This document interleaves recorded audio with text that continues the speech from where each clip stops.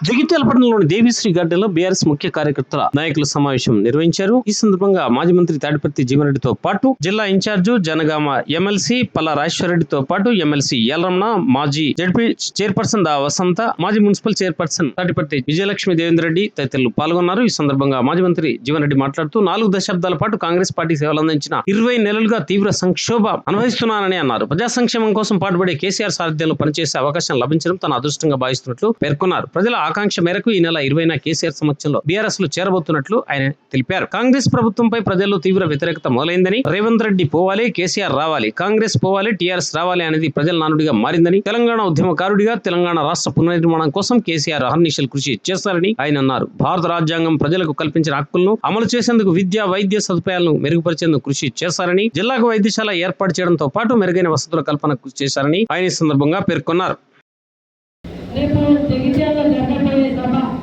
మన జగిత్యాల కాదు, తెలంగాణనే కాదు, ఉమ్మడి ఆంధ్రప్రదేశ్కి ఒక ముఖ్య దిక్సూచి వంటిది.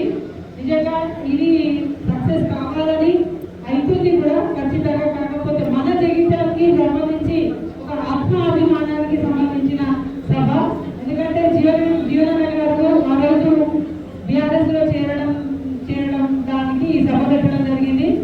ఇది అంటే నిజంగా కూడా జీవనరెడ్డి గారికి రాజకీయం కాకుండా ప్రజాసేవ ఎలా చేయాలో అనేదే నేర్పాడు. మా అందరికీ కూడా ప్రజల్ని ఎలా గౌరవించాలి, ప్రజలకు ఎలా సేవ చేయాలనేది ఏదో మాట్లాడుతూ కొరకు, ప్రజల కొరకు, పదవుల కొరకు కాదు, ప్రజలకు సేవ చేయాలనే ఉద్దేశంతోనే ఈరోజు జీవన గారు అధికార పక్షం విడిచిపెట్టి ప్రతిపక్షంలోకి రావడం జరుగుతుంది.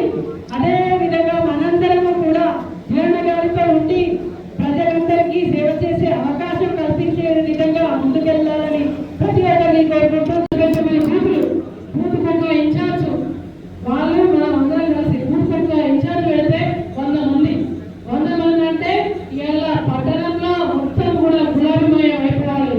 కేసీఆర్ గారు వస్తారు. మరి కేసీఆర్ గారు ఎటువంటి ఉండే జీవనమే గట్టి ఉండే, కేసీఆర్ గారి ఉప్పుడు ఉండే ఒక్కసారి సహకారాన్ని ఉండాలని పాటించాం.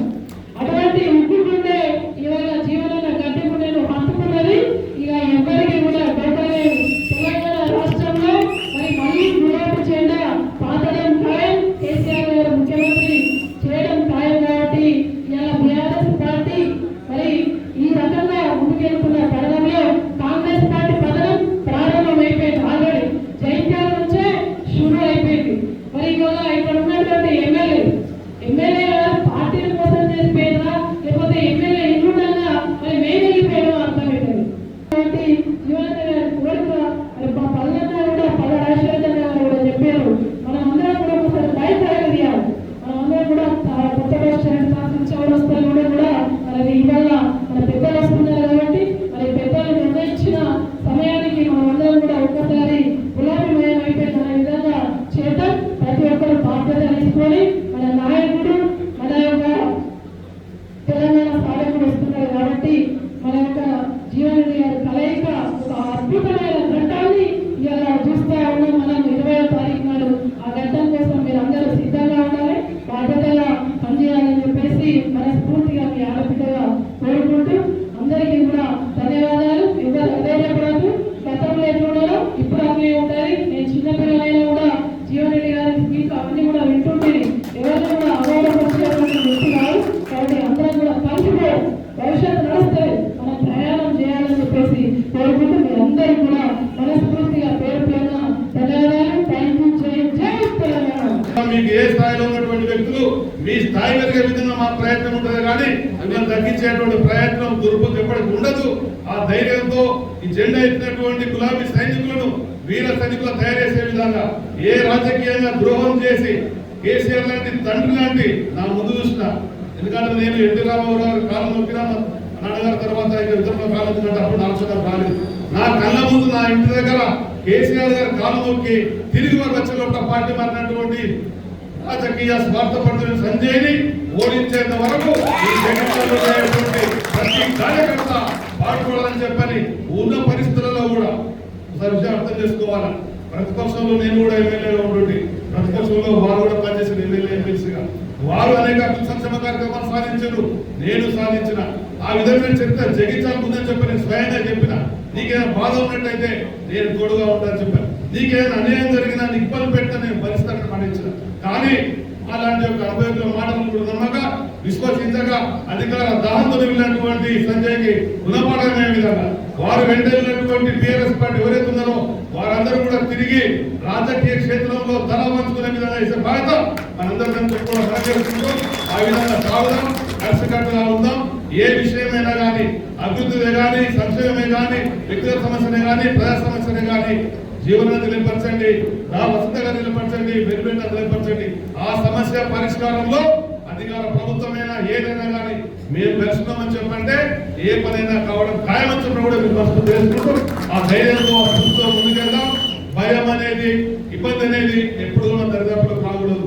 ఒకవేళ భయము పిరికితనం ఉన్నట్టయితే మీతో పాటు జగిత్యాలలో పుట్టుకున్నటువంటి రమణ బిడ్డ ఆ స్థాయికి వెళ్ళగలుగుతున్నారా అర్థం చేసుకొని ఆ విధంగా మనందరం కూడా ఒక టైగర్ ఆనాడు ఏపీ టైగర్ పిలువబడినటువంటి మన జీవన నాయకత్వంలో మరొక పులికి పెద్ద పులికి ముందుకెళ్దామని చెప్పి కూడా తెలుసుకుంటూ ధన్యవాదాలు. జై హింద్, జై తెలంగాణ. కేసీఆర్ గారి నాయకత్వం. ధన్యవాదాలు.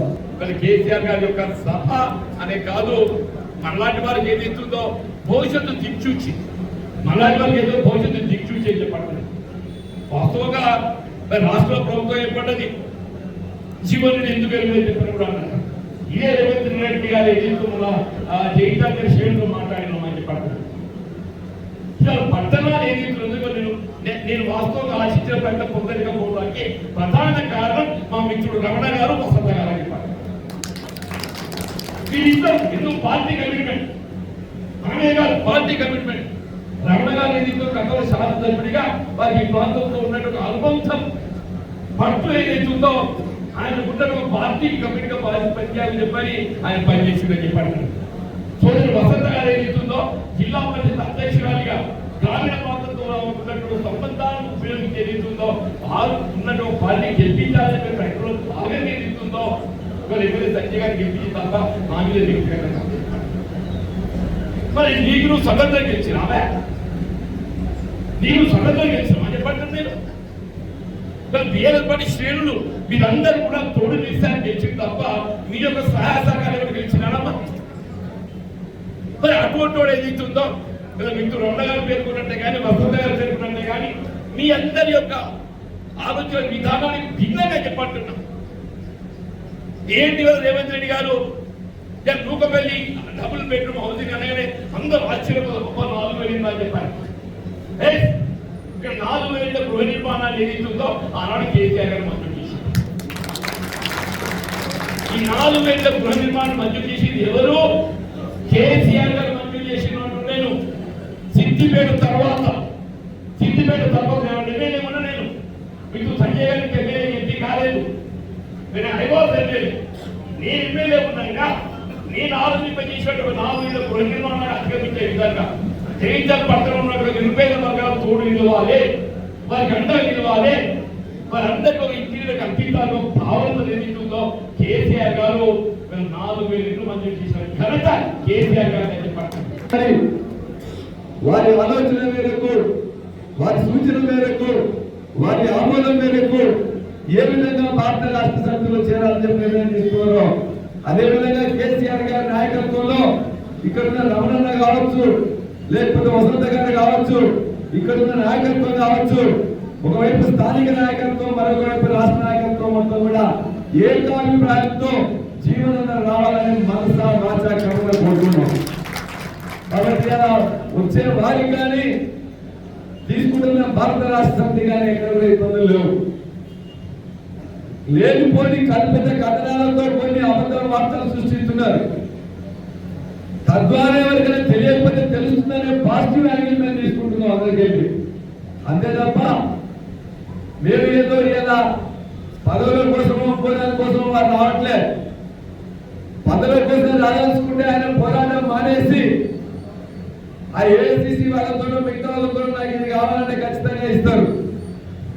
కానీ ఇవాళ తాను రచించిన మేనిఫెస్టోలో చెప్పిన విధంగా చేయలేకపోతున్నామే. కాబట్టి ఆ ప్రజలకు న్యాయం దక్కాలంటే 10 సంవత్సరాల్లో కేసీఆర్ గారు ఏ విధంగా చేస్తున్నారో మరలా కేసీఆర్ గారి నాయకత్వంలోనే ప్రభుత్వం ఏర్పడాలనే దృఢ నిశ్చయంతో, దృఢ సంకల్పంతో ఇవాళ జీవన్ రెడ్డి గారు చేస్తా ఉన్నారు. చాలా మంది అంటున్నారు వచ్చిన తర్వాత పొన్నాలక్ష్మి అట్లా అనుకుంటున్నాడు ఇట్లా అనుకుంటున్నది. పొన్నాలక్ష్మి గారు మా నియోజకవర్గమే. వారు వచ్చినటువంటి ఈనాటి వరకు ఎక్కడ సమావేశం అయితే తప్పనిసరిగా వారికి ఇన్ఫార్మ్ చేస్తాం. లేదంటే వారు కూడా ఎక్కడికైనా వస్తున్నట్లంటే వారు ఖచ్చితంగా ఇన్ఫార్మ్ చేస్తారు. వారు అదే విధంగా గౌరవించుకుంటాం. మేమే కాదు, కేసీఆర్ గారు కానీ, కేటీఆర్ గారు కానీ, హరీష్ రావు గారు కానీ, మిగతా వాళ్ళందరూ కూడా ఇవాళ వారు వస్తుందంటే వారికి అగ్రస్థానం వేసి వారిని గౌరవించుకొని వారు చెప్పిన మాటలు విని వారు ఏమైనా మాట్లాడితే ఆ సూచనలు స్వీకరిస్తుంది భారత రాష్ట్ర సమితి.